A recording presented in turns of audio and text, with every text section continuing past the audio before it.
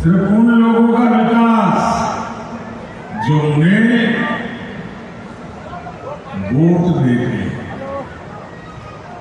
कांग्रेस किस कदर हिंदू मुसलमान करती रहती है और मैं लगातार इसको एक्सपोज करता हूं।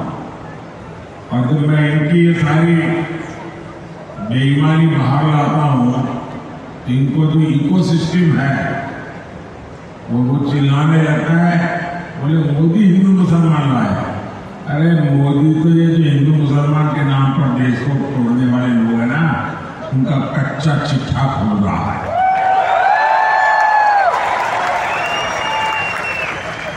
मैं इसका एक उदाहरण देना चाहता हूं और ये उदाहरण इतिहास में दर्ज है। मैं कांग्रेस को चुनौती देता हूं, अगर हिम्मत है कांग्रेस में तो मेरी इस बात का देश को जरा जवाब दे। नहीं देंगे,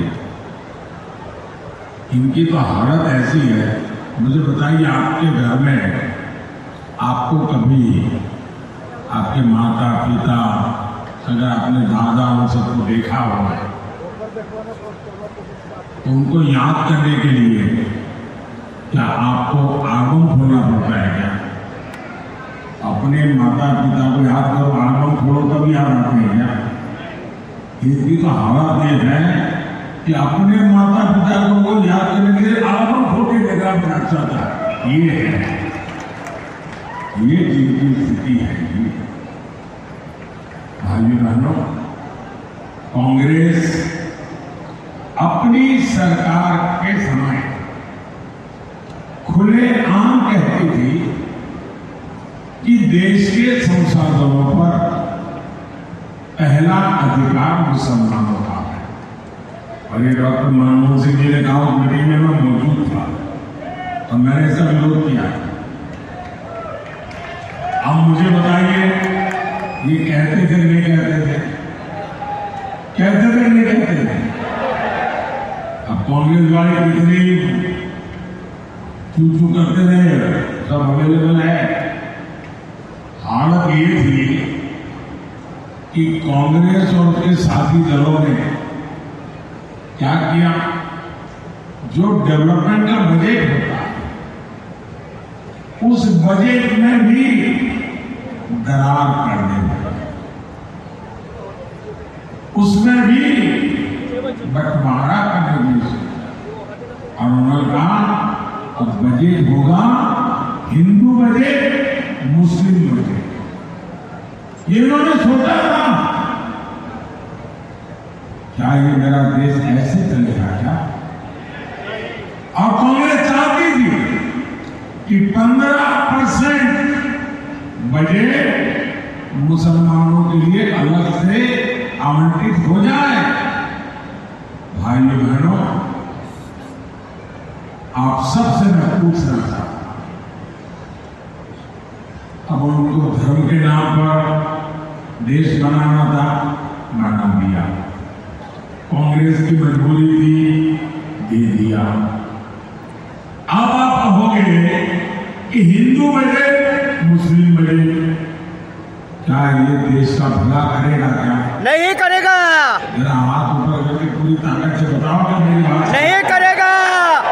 क्या इस देश का बजट हिंदू बजट, मुस्लिम बजट ऐसा हो सकता है क्या? नहीं हो सकता। हिंदू के लिए इतना, मुसलमान के लिए इतना हो सकता है क्या? नहीं हो सकता। ये बात कांग्रेस पार्टी कर रही थी। और मुझे याद है, तब मैं गुजरात का मुख्यमंत्री था, मैंने इसका सबसे पहले विरोध किया।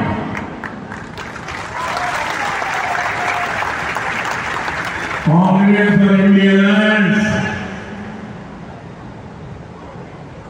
अगर सत्ता में आए तो यही करने वाले हैं। क्या हमें देश को एक रखना है कि नहीं है? रखना है। हाँ, हिंदुस्तानी एक है, ये जरूरी है नहीं है? बिल्कुल जरूरी है। क्या हिंदुस्तानियों को बांटना अच्छी चीज है क्या? मैं आपसे फिर एक बार पूछता हूं, क्या ऐसे लोगों को सिर्फ यहां नहीं, पूरे महाराष्ट्र में एक भी सीट जीतने देनी चाहिए क्या? नहीं, नहीं जीतनी चाहिए। एक भी पोलिंग बूथ में उनका नंबर लगना चाहिए क्या? नहीं लगना चाहिए।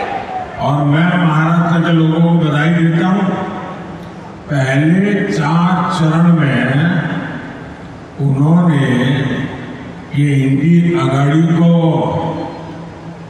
चारों कोने चित्त कर दिया है। साथियों, आज भी इंडी आघाड़ी और कांग्रेस के शहजादे तुष्टीकरण का वही पुराना खेल खेल रहे हैं।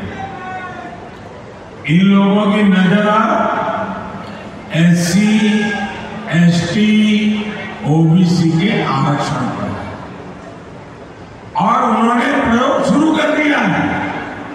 कर्नाटका ने उनकी लेबोरेटरी बनाई है। कर्नाटका में उन्होंने क्या किया, सरकार में आने के बाद रातों रात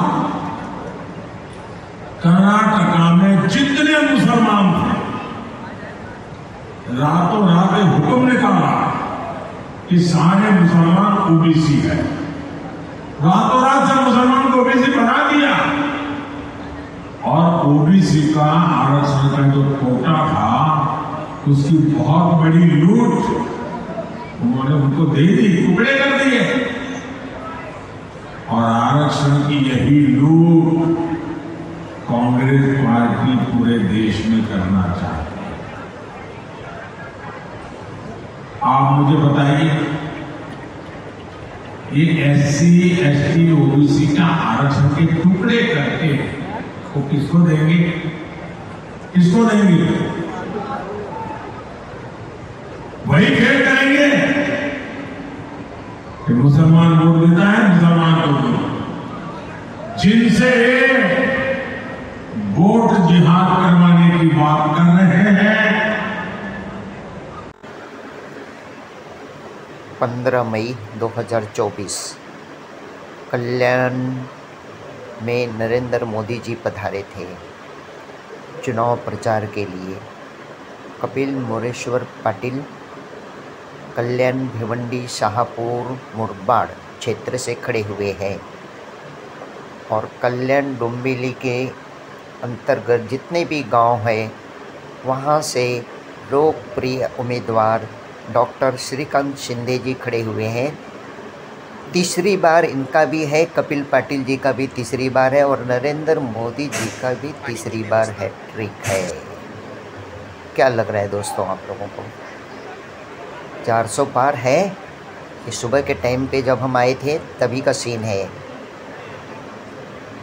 400 पार तो जाना ही चाहिए किसी भी हालत में। भारत हिंदू राष्ट्र घोषित होना चाहिए। आप लोगों का सहयोग चाहिए। 20 तारीख को मतदान है, सुबह 7 बजे से लेके शाम को 6 बजे तक। भारी मात्रा में आस पड़ोस के लोगों को भी साथ में लेकर मतदान केंद्र पर जरूर जाइए और मतदान कीजिए। किसी भी हालत में तीसरी बार हैट्रिक होना ही चाहिए।